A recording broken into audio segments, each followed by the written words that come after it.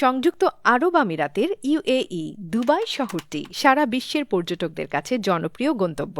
অতীতের যে কোনো সময়ের তুলনায় এখন দুবাই ভ্রমণে যাওয়া খুবই সহজ। আর এই কারণে অভিজাত এই শহরে গেলে অনেকেই সোনা ও গহনা কিনে নিয়ে আসতে চান। মূলত বিশ্বব্যাপী সবচেয়ে জনপ্রিয় সোনার দোকান বা বাজারের জন্য দুবাই সুপরিচিত। কিন্তু মানুষ কেন দুবাই থেকে সোনা গহনা কিনে অন্য দেশে বিক্রি করে, আর এর পেছনে কারণই বাকি? আজকের ভিডিওতে জানতে পারবেন এই প্রশ্নেরই উত্তর। দুবাইতে বিক্রি হওয়া স্বর্ণ ও গহনার গুণমানের প্রতি আস্থা রাখার কারণে ক্রেতা ও ভোক্তারা এটি করে থাকেন। এছাড়া বিশ্বের অন্যান্য অঞ্চলের মধ্যে দামের পার্থক্য থেকে ক্রেতারাও উপকৃত হয়ে থাকেন।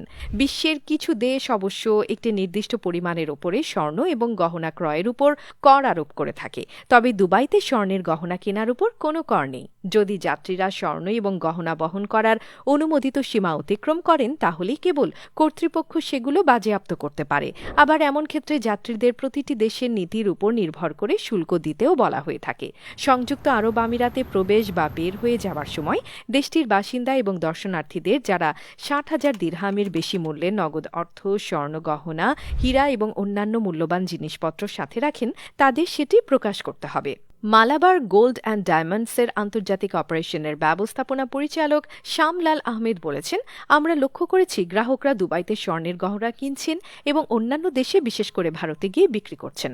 মূলত এই ধরনের কাজ প্রাথমিকভাবে মানের পার্থক্যের পরিবর্তে স্বর্ণের দামের পার্থক্যের কারণে হয়ে থাকে। তিনি বলেছেন, দুবাইয়ের তুলনায় ভারতের মতো এশিয়ান দেশগুলোতে সোনার দাম প্রায় ১২ থেকে ১৫% বেশি। তাই যারা এই ধরনের ক্রস কান্ট্রি ক্রয় বিক্রয়ের সাথে জড়িত, তাদের জন্য এই ধরনের কর্মকাণ্ড উল্লেখযোগ্য আর্থিক লাভ নিশ্চিত করে।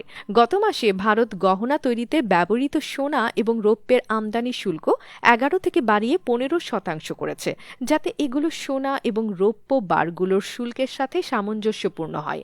আর এর আগে জারি করা এক বিজ্ঞপ্তিতে মূল্যবান ধাতু ধারণকারী ব্যয়িত অনুঘটকের আমদানি শুল্ক ১০.১% থেকে বাড়িয়ে ১৪.৩৫% করে ভারতের অর্থ মন্ত্রণালয়। মূলত দক্ষিণ এশীয় দেশগুলোর বাসিন্দা এবং দর্শনার্থীরাই দুবাইতে সোনার গহনার সবচেয়ে বড় ক্রেতা। দুবাই জুয়েলারি গ্রুপের চেয়ারম্যান তাওহিদ আব্দুল্লাহ বলেছেন, দুবাইয়ের গহনা তার সর্বোচ্চ মানের বেঞ্চমার্ক এবং সেরা দামের জন্য পরিচিত, আর ব্যবসার পরিমাণের উপর ফোকাস করে থাকে দুবাইয়ের জুয়েলার্স।